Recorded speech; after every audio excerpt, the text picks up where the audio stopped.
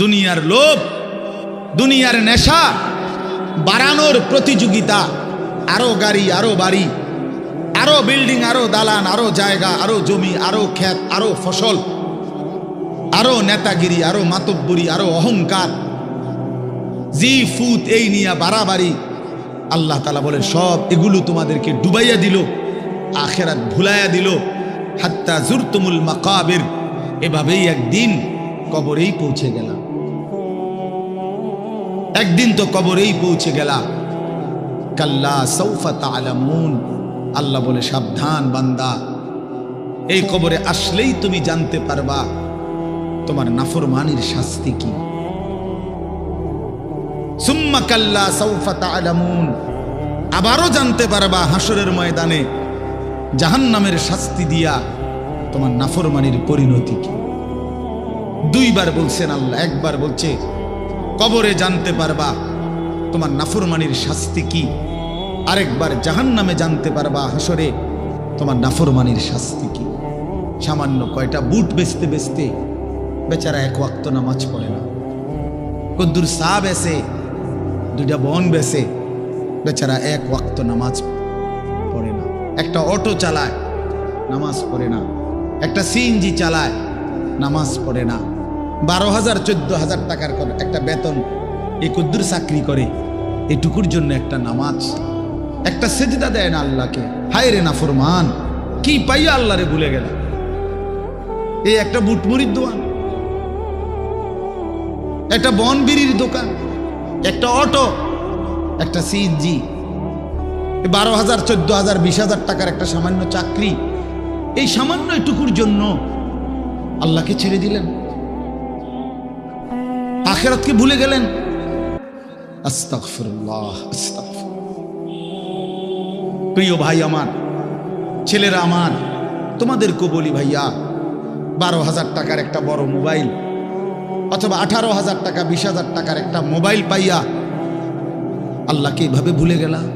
নিজের চরিত্র, নিজের ইজ্জত, নিজের আত্মমর্যাদা, নিজের বংশের মর্যাদা, বাবা মায়ের সম্মান, ইসলামের সম্মান, আল্লাহর কথা, রসুলের কথা, কবর, মরণ, আখিরাত সব ভুলে গেলা ভাইয়া। এই মাত্র 20,000 টাকার কাছে এভাবে হারিয়ে গেলা, এভাবে চরিত্রহীন হয়ে গেলা। সারা দিন নাই, রাত নাই। আমাদের ছেলেগুলোর দিকে তাকাইলে মায়া হয়। সারাটা দিন হাঁটে, বসে, চলে, ফিরে, শুধু মোবাইল, শুধু মোবাইল, শুধু মোবাইল, শুধু মোবাইল। রাতকে রাত, সারা রাত। ওই দেখেন ওই অপদার্থ কি করে, দেখেন, দেখছেন, দেখছেন ভাই কি পরিমাণ অপদার্থ, দেখেন কি পরিমাণ বেহায়া। চিন্তা করছেন? হ্যাঁ, এটাই জীবন। কিসের ইসলাম? কে বলে, কি বলে? আমার মোবাইল, আমি আছি, আমার মোবাইল আছে, এমবি আছে, চার্জ আছে, খালাস। আর কি, আর কি বল? এই অসভ্যতার শেষ কোথায়? এই নোংরামির শেষ কোথায় বলেন? আমাদের এই প্রজন্ম গিয়ে থামবে কোথায়? 12 বছর 14 বছরের ছেলে যদি দিন রাত এভাবে মোবাইল ব্যবহার করে, তার ভবিষ্যৎ কি? তার আগামীর সম্ভাবনা কি? আগামীর পরিণতি কি বাপ? আপনারা যারা বাবারা এই যে সন্তানগুলো রেখে যাচ্ছেন, এদের ভবিষ্যৎ কি? যে একটা ওয়াক্ত নামাজ পড়ে না, যে আল্লাহর কোরআন পড়ে না। আল্লাহ আমাদেরকে বুঝ দান করেন, আল্লাহ আমাদের দিল দান করেন, আল্লাহ তাআলা আমাদেরকে ফিকির দান করেন। আমার ভাই, আমার বাবা, আমার তাইলে মূল বক্তব্য হলো, আমাদের জিন্দেগির একটা মূল বিষয়, আমরা মুসলমান হিসাবে আমাদের মৌলিক দায়িত্বই হলো দুইটা জিনিস। একটা হলো গুনাহ বর্জন, আরেকটা হলো আল্লাহ তাআলার হুকুম পালন। এটাই আমগো জিন্দেগি। ভাল লাগলো এটাই কাম, ভালো না লাগলো এটা কাম। মন মতো হইল এটাই জীবন, মন মতো না হইল এটা জীবন। কথা বুঝেন না? নামাজ আমারে পড়তেই হবে। এবার যত কষ্টই লাগুক, যত ক্লান্তি লাগুক, আমাকে পড়তেই হবে। সুদ, ঘুষ, মিথ্যা, হারাম রোজগার আমার ছাড়তেই হবে। এবার আমার সামনে বাকি সবাই লক্ষ কোটি টাকার, মিলিয়ন মিলিয়ন টাকার মালিক হয়ে যাক, কিন্তু আমার যেহেতু অনুমতি নাই, আমি এটা যাওয়া যাবে না। এটাই মুসলমান, এটাই জীবন, এটাই তাকওয়া। আল্লাহ তাআলা আমাদের কাছে এটাই চায়, বান্দা গুনাহ বর্জন করো, আমার হুকুম পালন করো, বিনিময়ে আমি আল্লাহর কাছ থেকে অনন্তকালের জান্নাত বুঝে নাও। এটাকেই বলে তাকওয়া। এই ব্যক্তিকেই বলে মুত্তাকি, যে নিজেকে গুনাহ থেকে বিরত রাখে, আল্লাহ তাআলার হুকুমের মধ্যে ব্যস্ত রাখে, আল্লাহর হুকুম পালনে ব্যস্ত, যত কষ্টই হোক। আপনাদেরকে আমি একটা কথা বুঝাই। মনে করেন আমি প্রতিদিন রাতের 3:30, 3টা, 4টা সচরাচর এই টাইমে বাসায় ফিরি। তো ফিরা ফজরের নামাজ হলো 5:40 জামাত, তাহলে আমার হাতে তখন আর সময় আছে 1 ঘন্টা, 1.5 ঘন্টা, সোয়া ঘন্টা এরকম। এখন এই পুরা টাইম আমি বসে থাকাও আমার জন্য কষ্টকর, কারণ আমি এই 11টা বা 12টার দিকে ঘুম থেকে উঠে যে দৌড়াদৌড়ি শুরু করি, হুলস্থুল ব্যস্ততা, রাত 2টা বাজলে 3টা বাজলে আমার শরীরে আর বল থাকে না, আমি প্রচন্ড ক্লান্ত হয়ে যাই। সারা দিনের মাহফিল ছাড়াও আরো বহু কাজের সাথে কম বেশি আমার সম্পৃক্ততা আছে, অসংখ্য দিনই কাজের সাথে ব্যস্ততা আছে। তো এখন 3:30, 3টা, 4টার দিকে যাই আমি বাসায়, গিয়া যখন ঘুমাই তো আর 1 ঘন্টা বাকি ফজরের জামাত, 1.5 ঘন্টা বাকি। আমার জন্য ভীষণ কষ্ট হয় এই সময় আবার উঠা ফজরের জামাত ধরা। আমি আমার ঘুমের চারদিকে 3টা অ্যালার্মওয়ালা, একটা অ্যালার্মওয়ালা ঘড়ি, 2টা মোবাইল, একটা চায়না মোবাইল, পিছনে পুরাটাই স্পিকারওয়ালা, অনেক আওয়াজ হয়, ভীষণ আওয়াজ এটা। এইটা একটা, এই মোবাইল একটা, আবার একটা অ্যালার্ম ঘড়ি, 3টা একসাথে। একটা টি টেবিলের উপরে, একটা আমার কাপড় চোপড় রাখি, আমার একটা ছোট্ট আলমারি আছে, এটার উপরে একটা আমার মাথার কাছে, অর্থাৎ একটু দূরে রাখি এই জন্য যে অনেক সময় হয় কাছেরটা অ্যালার্ম বাজতে বন্ধ করে দিছি ঘুমের তাড়না, তো এইটা তো বাজে, ওইটা তো বাজে। তার মানে 3টা একসাথে যখন বাজা শুরু করে, শেষ পর্যন্ত আমাকে উঠতেই হয়, কারণ প্রচন্ড ঘুম রাইখাও আমি তখন উঠা জামাতে শামিল হওয়ার চেষ্টা করি। কেন? আমি এটা বিশ্বাস করি, মরিবাসি আমারও তো নামাজ পড়তেই হবে। কথা বুঝছেন কি না আমার? তাহলে এটা যদি কারো সিদ্ধান্ত হয়, ভাই আমাকে এটা পড়তেই হবে, আমাকে এটা করতেই হবে, আমার এটা লাগবেই, এই ছাড়া আমার কোনো উপায় নাই। তো এই ছাড়া যেহেতু আমার কোনো উপায় নাই, অতএব এটাই আমার জিন্দিগি, এটাই আমার জীবন, এটাই আমার জীবন। এই পৃথিবীর সব মানুষ, পৃথিবীর সব সুন্দরী দেখুক, আমার জন্য যেহেতু অনুমতি নাই, আমি শুধু আমার বিবিকেই দেখি। কথার কথা, আমার যেটা অনুমতি আছে আমি তাকেই দেখতে হবে। এই পৃথিবীর কোটি কোটি মানুষ হারাম রোজগার করুক, কিন্তু আমি বিশ্বাস করি আমার আখেরাত আছে, আমার আল্লাহর সামনে হিসাব দিতে হবে। অতএব আমরা এই মাদ্রাসায় পড়ুয়ারা, কত কত মসজিদের ইমাম, আমাদের 10,000, 8,000 টাকা বেতন, 12,000 টাকা বেতন, অথচ বিবি অসুস্থ, একটা অপারেশন করতে গেলে বলে 50,000, 60,000, 1 লাখ টাকা। বেচারার চোখ দিয়া পানি পড়ে যে হায় কোত্থেকে কি হবে। কিন্তু এরপরেও এই 8-10 হাজার টাকা বেতনে আমাদের এই কওমি মাদ্রাসাগুলোর বেতন, উস্তাদদের যা বেতন তো আমরা বলি না, এই যাই একটু ওজিফা দেয়, এটা তো এক একজনের 50, 60, 70, 80 হাজার টাকা করে, ঠিক না? কি বলে জানেন? অল্প কয় টাকা, অল্প কয় টাকা। এইটুকু দিয়ে খোদার 30 দিন আখেরাতের আশায়, পরকালের আশায় কলজা বাইন্ধা হারাম থেকে বাইচা জিন্দিগি চালায় বাপ। কারণ মুমিন বিশ্বাস করে এটাই আমার শেষ না, ইমানদার বিশ্বাস করে মুত্তাকি বিশ্বাস করে এখানে আমার শেষ না, ऐसे रहे या वैसे रहे वहां देखना फिर कैसे रहे। দুনিয়া এমনি কিংবা হেমনে একভাবে না একভাবে থেকেই গেলাম, দেখার বিষয় হলো সেখানে কেমন থাকবো। নিজের ভালো দরকার, নিজের কল্যাণ দরকার, নিজের বিবেক নিজের অনুভূতি দরকার। আমি যদি কিছুই উপলব্ধি না করি তো কি শুনলাম? 30 বছর জুমার বয়ান শুনে, 40 বছর ধরে জুমার বয়ান শুনতেছে, অথচ বেচারার কোনো পরিবর্তন নেই। এই কি জিন্দি? 30 বছর ধরে বয়ান শুনতেছে, অথচ কোনো চলাফেরা, আদব, আখলাক, চাল চলন, উঠা বসা, লেনদেন, আচরণ, উচ্চারণ কিছুতেই পরিবর্তন নাই। তো কি ফায়দা হল বলেন?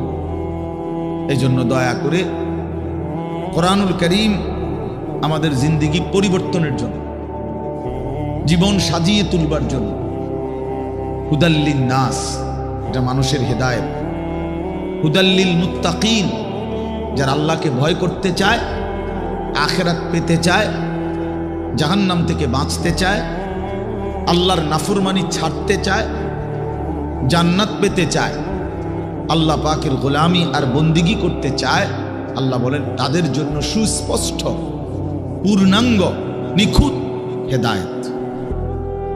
এখান থেকে জান্নাত, একদম নিখুঁত লোকেশন। কোরআন লোকেশন একদম নিখুঁত। কোরআনুল কারীম আল্লাহ তাআলার জন্যই নাজিল করছে। বহু সিফাত কোরআন শরীফের আল্লাহ তাআলা বলছে। মাউইযাতুন, এটা উপদেশ, বুশরা, এটা সুসংবাদ, রাহমাতুন, এটা রহমত, বাসাইরুল লিন্নাস, এটা মানুষের জন্য অন্তর্দৃষ্টি সম্পন্ন জ্ঞান, গভীর জ্ঞান। এটা তিবিয়ানান লিকুল্লি শাই, সমস্ত বিষয়ের পরিপূর্ণ বিস্তারিত বর্ণনা। এসব কোরআনের বৈশিষ্ট্য। মা ফাররাতনা ফিল কিতাবি মিন শাই, আল্লাহ তাআলা বলেন কোরআনুল কারীমের মধ্যে আমি কোনো কিছুর আলোচনা ছেড়ে দেইনি। আমার বান্দার কিয়ামত পর্যন্ত যত জরুরত সব আমি পূর্ণাঙ্গ করেছি, বিস্তারিত বলেছি, কোনো আলোচনা বাদ দেই নাই। দেখতে ছোট হলেও এতে পূর্ণাঙ্গ আলোচনা। আহসানুল হাদিস, আল্লাহ তাআলা বলেন কোরআনুল কারীম হচ্ছে সর্বোত্তম কথা।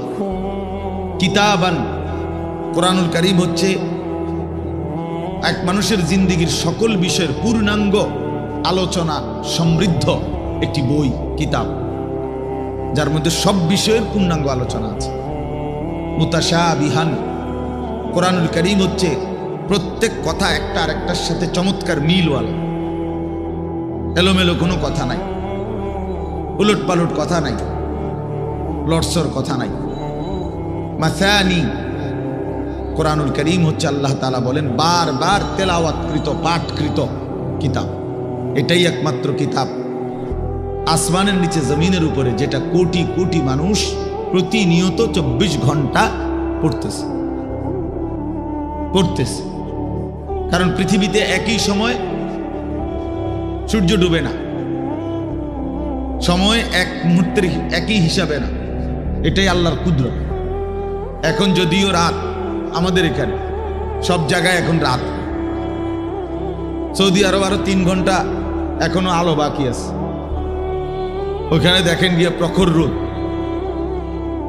অথবা আসরের পরের টাইম, তাহলে সেখানে তো এখনো আরো 2-2.5 ঘন্টা আলো আছে, কোথাও পূর্ণ দিন।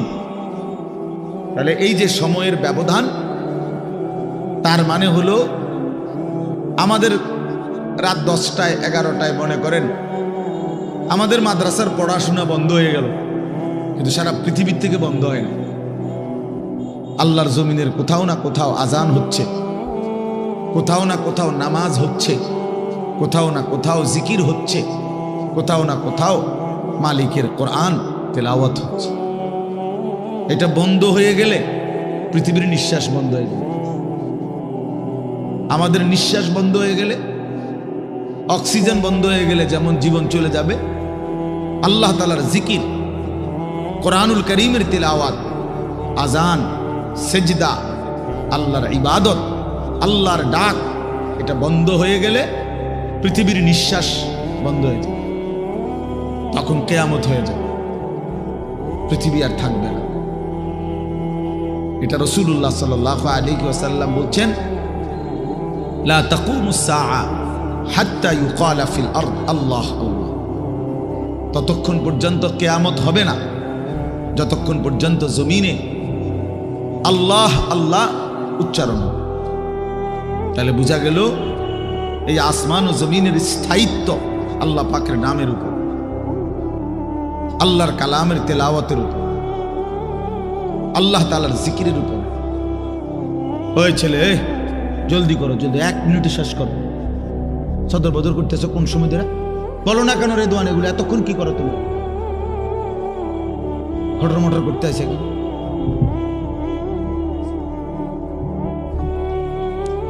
তো এই জন্য বাপ, আমরা প্রত্যেকে এটা মনে রাখা যায়, কোরআনুল কারীম আমাদের জিন্দেগি পরিবর্তনের জন্য কতভাবে যে আপনার আল্লাহ তাআলা কোরআনুল কারীমের মধ্যে কোরআনুল কারীমের বৈশিষ্ট্য তুলে ধরছেন বহুভাবে। কোরআনবিহীন জিন্দেগি একটা ফালতু জিন্দেগি। কোরআন তেলাওয়াত করতে পারে না, একেবারে দেখে দেখেও আল্লাহর কোরআন পড়তে পারে না, এটা ফালতু মুসলমান, একদম ফালতু লোক, এটা বাজে মানুষ, এটা আকামলা লোক, এটা বাদ কতটি খায় আর ঘুম যায়। আসছে দুনিয়া সিত্তিয়া ঘুম যায়, তুমি চিনছে বাতের থালা, ফাঙ্গাস আর তেলাপিয়া, বুঝেন নাই? এটাই চিনছে, দুনিয়া চিনছে, ভাত, মাছ, বিল্ডিং, ঘর, দালান, পেশাব পায়খানা, যৌন চাহিদা পূরণ, জিফুত লইয়া কাবজাব, খালাস। এইটাই মনে করছে সে জীবন। অথচ এইটা কাফের মুশরিকদেরও জীবন, এটা জন্তু জানোয়ারেরও জীবন।